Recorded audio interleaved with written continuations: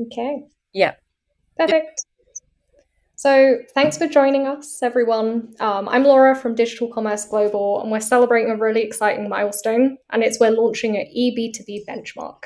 So, this is really similar to DCG's Seek benchmark, which we use in digital commerce for 150 brand manufacturers. We have around 500,000 data points, but typically that's been focused on the consumer world. So, really excited to talk today about the relevancy of it for eB2B and also to start launching that. So I've got Patricia with us and Marta. Both, can you introduce yourself? Patricia first. Yeah. Thanks, Laura. Thanks for the invitation. Marta, great to see you again. So I am Patricia Amaro. I am Brazilian, living in Spain, and I've been working in this space of, let's say, digital transformation of big corporations in the last 15, 15 years. So I joined as e-commerce. So I started in Unilever, 10 years working in Unilever. I joined to start e-commerce back then in 2012.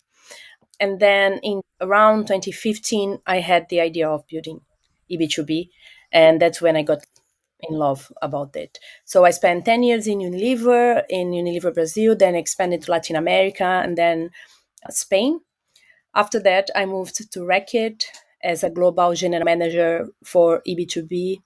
And now I am in Mars, accountable for setting up and managing the EB2B global strategy. Great to be here. Amazing. And Marta, if you do a couple of minutes. Sure. So I'm Marta Dalton. Like Patricia, I've been doing this over 15 years. My first role in eB2B was actually building the e-commerce platform and the e-commerce business for an industrial distributor. So wire, cable, conduit, a lot of those kinds of things here in the United States. And built up that business over several years before jumping into B2B in the CPG world. So built it in North America for Coca-Cola, and then went over to Unilever and had the chance to work with Patricia as we built B2B up globally.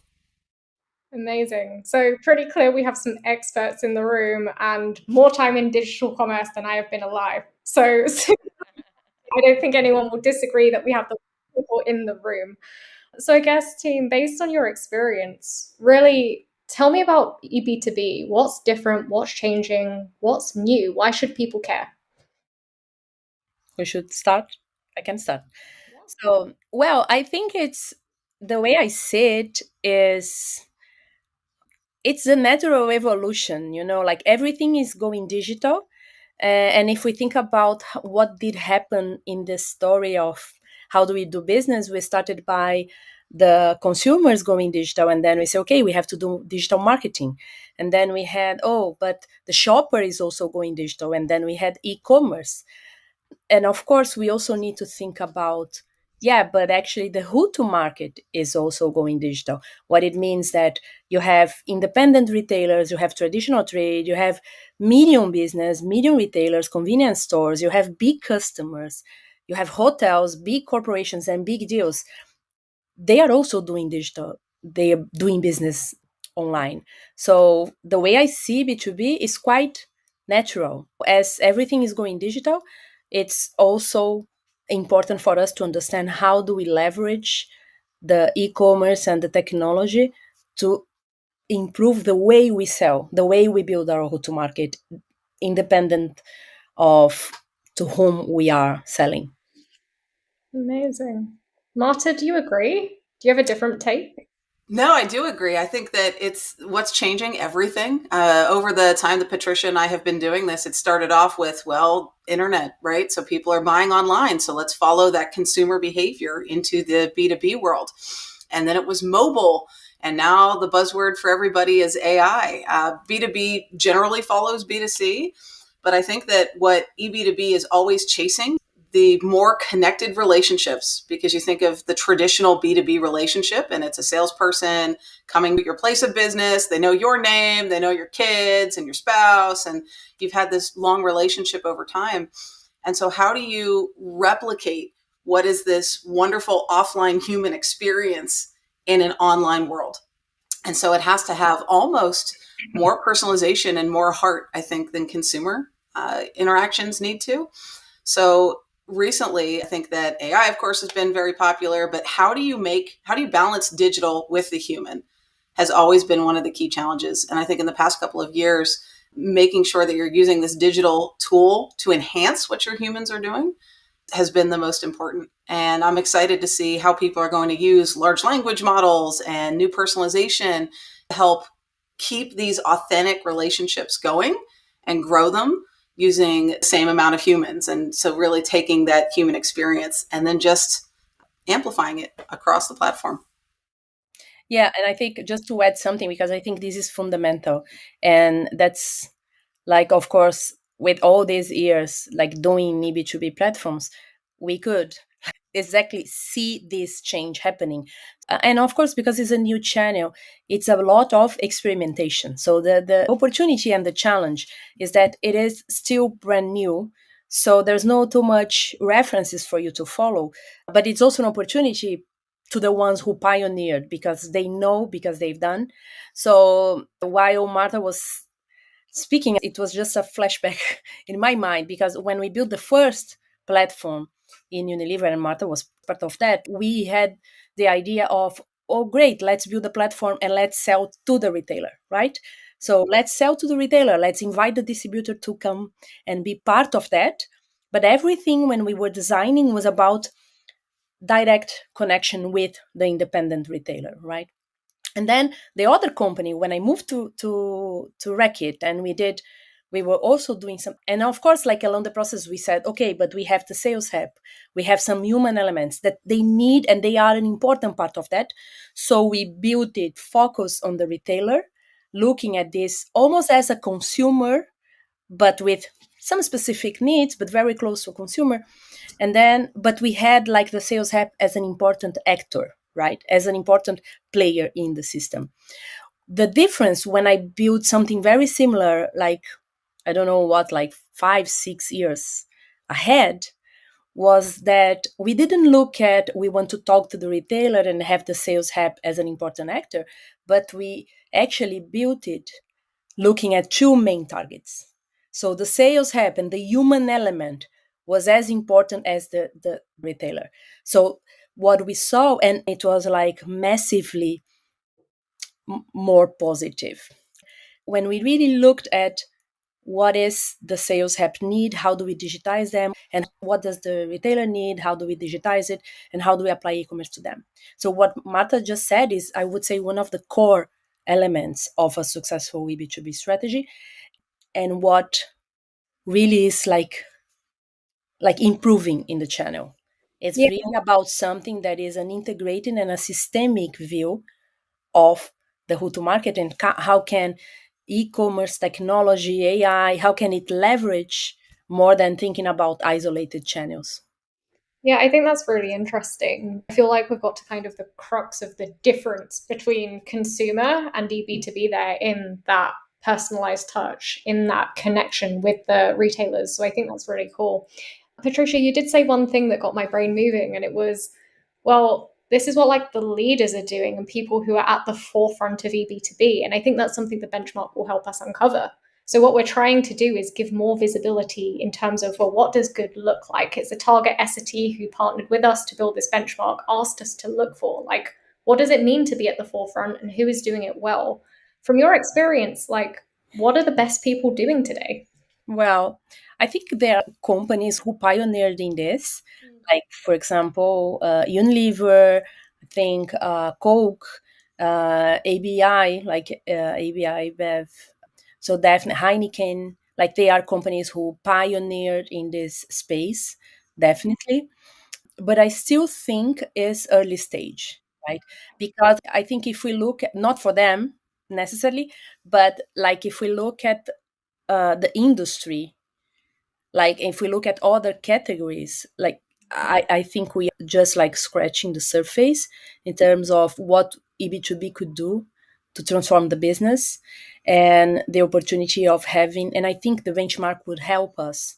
Like I think it helps in many ways. I think it helps on like starting to have some kind of concrete information about the channel, because one of the channel, actually I will answer to you like saying what are the challenges, right?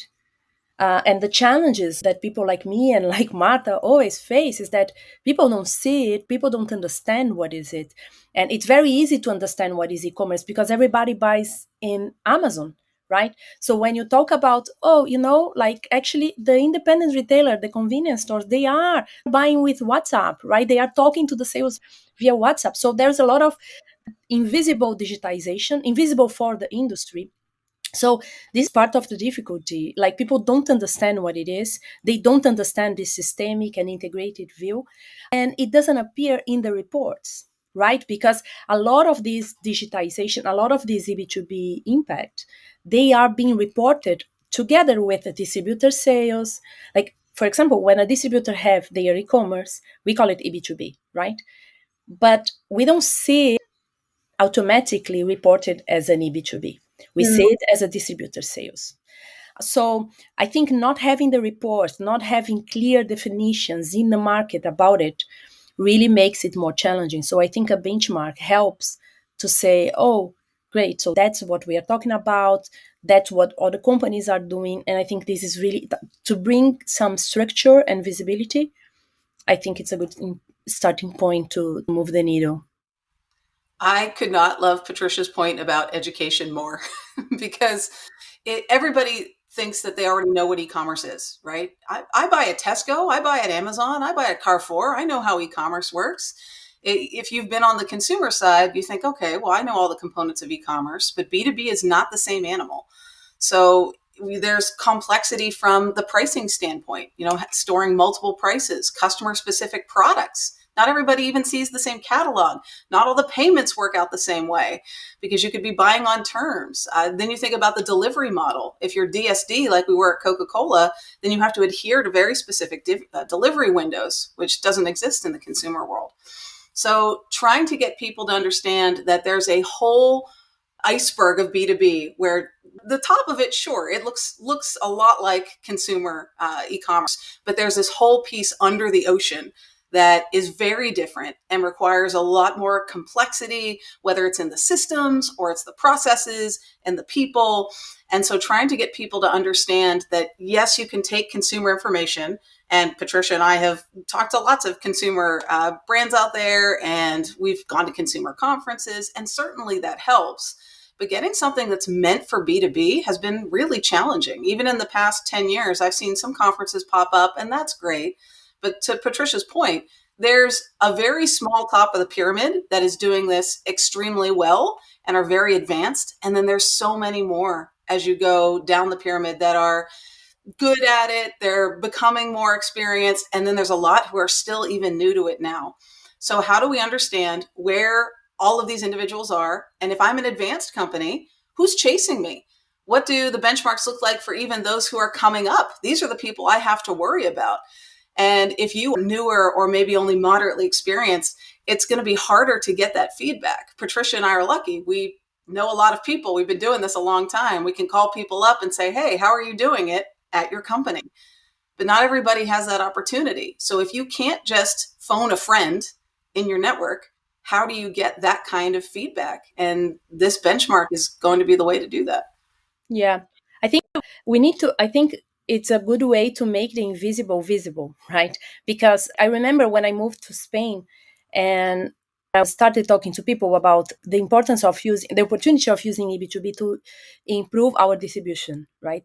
And a lot of people from the company would tell me, oh, but we are fine. Like, we don't need it. We are fine. We get there by using our wholesalers. And, look at the Nielsen report. We don't have an issue. And I was like, are we fine? Like, did you go to, because every time I would walk to a convenience stores, it was very hard. The execution was terrible. We couldn't find our products. Like, there was a nightmare, a lot of products coming from other places. And like, it was really a mess. So I think in big companies, and I'm talking from a consumer goods perspective, of course, but there's a lot of myopia in terms of what is the report showing me and what I'm not seeing in the report. And sometimes this is not the reality. And I think B2B helps exactly to address this opportunity, but we lack reports and information that shows this exists. Like, because in terms of like today we have in the market like events that every time you go to, in my experience, like every time I go to events, call it EB2B, it is focused on big deals, right? Companies that are like really selling big deals, which is also part of the EB2B. But I've never seen event. It's very rare that you see EB2B being treated as this kind of evolution of e-commerce, this kind of digitization of the go-to market. So I think the benchmark will really be a tipping point. Amazing. I think it's a really interesting view that you both have, particularly for people who think they're advanced already, people who are considering themselves some of those first movers, where you've both come from, for example. I think it's a really good point to say, well, you might have that competitive advantage now because you're the only people playing the game to A level. But what about when these people are coming up? As you said, Marta, like who is chasing you? So I think, well, what does good look like? What are the best doing? But also, can we do next? What can we do beyond that? And what are some of the shortcuts that people who are maybe new to EB2B, who are starting, what can they do? Learning from some of these people who have been ahead as well. Because we all know there are some capabilities that you need to develop that are different to the consumer world. So, what can we share in terms of those best practices through the benchmark on where to start, how to get there, and how to optimize that journey? You also both mentioned about kind of the industry maybe not being there yet. And it made me think, well, if in the event space, maybe they're not quite up to speed, right? So not all of the events are tailored to the nuance of what you would like to see. Well, what would be a change in terms of getting that looking better? What would you like to see the industry doing more of? Well, I would like to see people talking about the B2B properly. I mean, good cases of what is EB2B. I know it's super basic, but unfortunately, this is not what we see. Right. Yeah. And I think, like, because the way I see it, and like as I moved from one company to another, we need to understand that EB2B, it's almost like many channels under one, right? Because, like in Mars, for example, we have our EB2B app that is serving traditional trade in UK. But we have another EB2B project that is serving big retailers, medium retailers that buy directly from us, which is totally different from the first one in UK, right? Because it's another customer need, right? Another customer profile. And we also have like a market like Brazil, which is doing an amazing success and growing and grows super fast by building the capabilities on third-party platforms like distributors' website. So I think from a consumer goods company, there are many opportunities. You know, like there is the opportunity of you understanding how do you use EB2B to transform your go-to-market? How do you use EB2B to drive efficiency with the customers that buy directly from you that for any reason are not under EGI, right? Or how do you use the e-commerce and EB2B capabilities to improve your performance on third-party platforms? Because like in Europe, for you to have an idea, EB2B is already our second channel. And I'm talking about the wholesaler's website. So again, it's making the invisible visible. Because if you ask people, if you go to a random consumer goods and you ask them, what do you think is the region that we should focus for EB2B? I can guarantee you they are going to say Latin America and Asia, right? Yep. Why? Because of the traditional trade. In Europe, we have more than 50% of our e-commerce sales with EB2B platforms, like wholesalers' website. We have some markets, like Netherlands, where in a specific segment, like out of home, we have 80% of our sales is being done under wholesalers' e-commerce platforms, equal EB2B. So it's infinite, like the amount of opportunities that companies have, either by setting the right assortment, setting the right execution, understanding what is the right imagery, or how do we need a search. We don't need a search. How do we display products? What is the right promotions? Or should I build a platform? No, I shouldn't build a platform. Do I build the sales? So there are so many opportunities.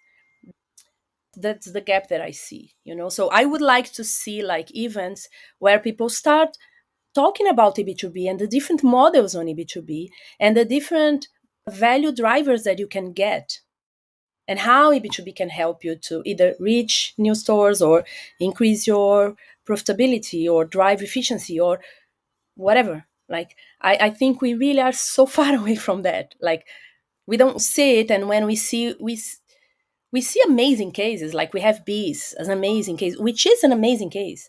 But this is just one part of EB2B. And when we don't show it, it gives the impression to others that, oh, I'm not ABI. I'm not Coke. So if I'm not Coke, I cannot do it. If I'm not, that's what I always listen to. Oh, this is amazing, but I'm not Coke. I'm not Unilever. So, and that's not needed. I think you're right. I think EB2B is a sleeping giant in many, many manufacturers where they just haven't realized the potential that it holds for them. It's probably due to it being classified as different things. It's probably just not given the attention that it needs. So I guess, Marta, maybe from your experience, how have you got buy-in in your organizations to hire people like yourselves to get teams mobilized for EB2B? Yeah, I think it's always challenging because in B2B, you're typically operating in a distributor world and the margins are extremely thin. Patricia's point is super valid that there's so many different flavors of B2B and everybody thinks of the direct to customer model as being B2B. So that's the only one that exists. But that's not true. She mentioned selling through wholesalers, selling through marketplaces. We put together a marketplace at Unilever. There's the EDI component or punch out, which are direct connect procurement technologies that often get rolled into B2B. There's so many different models. And for me, where I would really like to see the industry go is helping define all the different components and then what does good look like? And then how does that change over time? Because what was good 5 years ago is no longer the top of the game now. And that's going to keep changing even faster. And so how do we keep up with that? How do we help companies that are smaller and say, hey, I'm not Coke, I'm not Unilever. How do they find the right B2B model for them? And then those of us at the top, how do we learn from them? Because sometimes necessity is the mother of invention. And so you're going to have these smaller companies that say, okay, I'm not Unilever. What can I do? How can I find a new shortcut? Because I don't have the money, the resources, et cetera. And then how do we prep them for building up any kind of EB2B business? In the past, a lot of times I've built my business case off of cost to serve. So if you think about... I think... Okay. So for me, I'm always trying to build a business case, at least to get started, on costs, because in EB2B, it's a very slim margin because you're in distribution. So if you think about the cost to serve, you've got the cost of a salesperson and what that would cost to have them to go in and take an order. So how much time does that take? You think in the US, we might have a benchmark of around $50, what I've seen in the past. If you use the call center that has to do multiple attempts to reach a customer to get an order, that might be around $7 to $10. And then you've got e-commerce, which is going to be less than $1 because it's all about the technology cost. It's less of the human cost. And the key point there is that you can take these savings, and I'm giving air quotes because it doesn't mean that you have to let anyone go. It's not about firing headcount. It's about being able to grow your business with the same amount of human capital. So you can take those humans and you can use them for what they're best at, which is not writing orders down on a yellow pad of paper or typing into a computer. It would be having that human create a relationship with a customer that makes them sticky with the company. It would be having that person go out and find new business and help grow the company. And so now you've got this huge opportunity to make better use of what you've got through technology, taking the lower value work. And that's always been kind of the core of my business case, that yes, we can afford to add some human resources over into this e-commerce world, because look at the opportunity. You take the number of customers times the amount that you're spending for whatever those benchmarks are. I'm using some common US dollar values. And then you take a look at what happens if you reduce your cost to serve from $50 to $1 per order, 90+% reduction. huge opportunity for a company. Perfect. So my last question of the day, why should people participate in the EB2B benchmark? Well, I will answer to that based on my personal experience of like the experience of someone who started this in 3 different companies, and independent on where we were in time. It could be 2015, it could be 2022, or it could be 2024. It don't get it, right? They don't understand. And my learning was that I could explain 3,000 times and different ways, inviting different people to talk, inviting speakers, and it wouldn't change anything. The only way that things started to open was when I managed to find a space to do something, right? So I learned that projects so complex and so disruptive as EB2B, usually people just understand what they are by seeing something, by really seeing some data or seeing like, and then people say that's what we're talking about, right? So to everyone who is trying to start EB2B, who believes that this is an opportunity, so my advice is that it's really hard to convince people to do it just by saying, right? Just by talking like we are doing here. This unfortunately doesn't change too much. The people that don't understand, they don't get it. They are not easily convinced. But things change when they start seeing some numbers, when they start seeing some figures, and ideally when they start seeing some kind of real results of what they are doing. I've seen more than once people going from major blockers to supporters and like sponsors of the platform. I've seen this more than once. So there's an element of getting buy-in of people that it's really more efficient when we have data and we have some comparison, some concrete data to use instead of just talking about experience. I'm going to steal one of Patricia's sayings. So to make the invisible visible. So you've got all of these various challenges across the organization. Absolutely agree with her point that there's it's difficult to make people see it unless they experience it. And so I think even having these questions within your organization, you have people starting to answer these and think, oh, maybe we're not as advanced as I thought we were, or maybe we are as advanced or more advanced than I thought we were. So getting that kind of visibility is invaluable because it helps you understand where you are now and then what are the key things for the future, because the B2B roadmap looks different for every company. I'm sure the same is true for Patricia. You're not starting from the same baseline. There are the same areas. So as she mentioned, every time we do this, we could probably almost templatize it. There's the same couple of things you're always focusing on, but the level of participation, the level of performance in each of those areas is going to be different by company and it's going to be different by country. So how do you get a good feeling for where your organization is? And then where is everybody else? What do I need to worry about? Where should I focus my money? I would love to say that at these big brands Patricia and I have been a part of, we've had endless budgets and enormous amounts of headcount, but that's not true.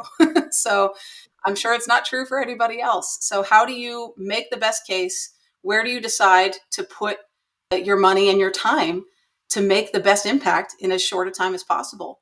And the fastest way to do that is to understand what's out there, what does good look like, and how do I get my organization to understand that? Amazing. Well, thank you both. That was super insightful. I'm super excited for us to launch the benchmark, for people to spend around 20 minutes of their time filling out this survey, and for us to start uncovering some of the answers. So thank you both. Thank you. Thank you.